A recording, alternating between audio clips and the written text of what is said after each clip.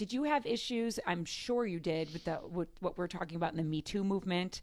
Or did your mom protect you enough where you weren't? We just talked about this with Larry Flick because Larry knew my mom, Diane Gibson, from the time I was 16. And he was like, nobody got past Diane. And I said, and that is why I do not have a Me Too story. I don't have one. I don't have one. Good for you. Which is insane, right? Yes. Amazing, but insane. I mean, but really because she not only like, I say this jokingly, but, threw her body between me and the male record executives at events and things, kinda. But she also just instilled something in me, too, that was really powerful. And but really, I also was oddly not in a rush to grow up and uncomfortable. I didn't want to be around all those male executives by myself.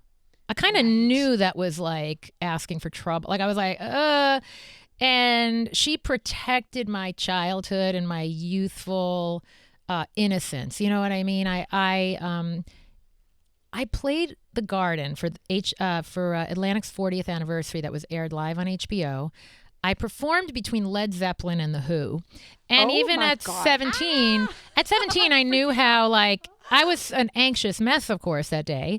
I knew, I was like, oh my God, I have to try not to get booed off the stage. That was my goal, to not get booed off the stage at that point. Because I'm like, I'm coming out like, shake your love between Led Zeppelin and The Who. Oh my God. And I sat on the edge of the stage and it was very Fanny Bryson, Funny Girl. I said to the producer of the show, I said, you've got to let me, and I asked for a song to be added in this live telecast. I said, you have to let me do something at the piano. Because if I get up and do my chirpy dance songs and I don't show I'm a musician, I'm going to just get like roasted. It's going to be awful.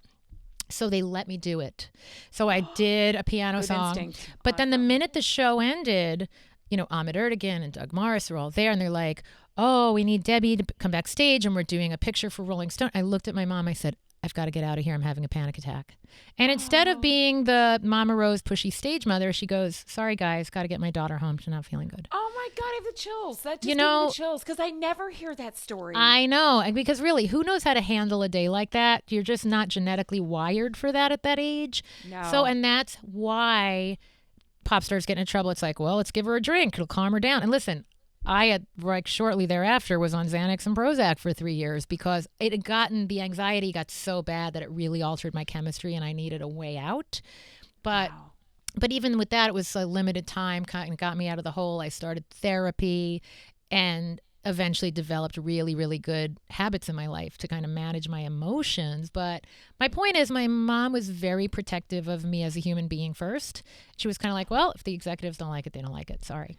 Debbie, that is such a relieving, refreshing, beautiful story. Well, and it's such a gift. Right? It is a gift. It is a gift. It is. So for all of her toughness, listen, she managed me for 25 years. It's like any relationships that eventually are going to end.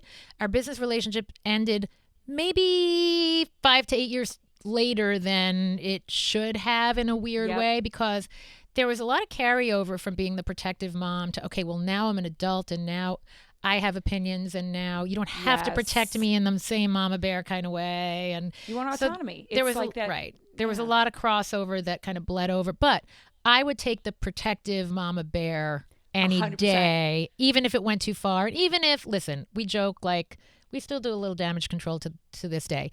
Like someone goes, oh, well, when Diane, I go, I know she's not managing me anymore, but she did an amazing job, She did an amazing job. And I'm sane and healthy and happy. I can't wait to see what you do next. America's Most Musical Family premieres tonight at 7 o'clock on Nickelodeon. I hope I see you soon, girlfriend. Same here. You have my number. You have to shoot me a text. I'm going to text you after the show. Text me, please. Thank you, Debbie. Love you. Text me in the morning. Love you. Bye. Happy birthday.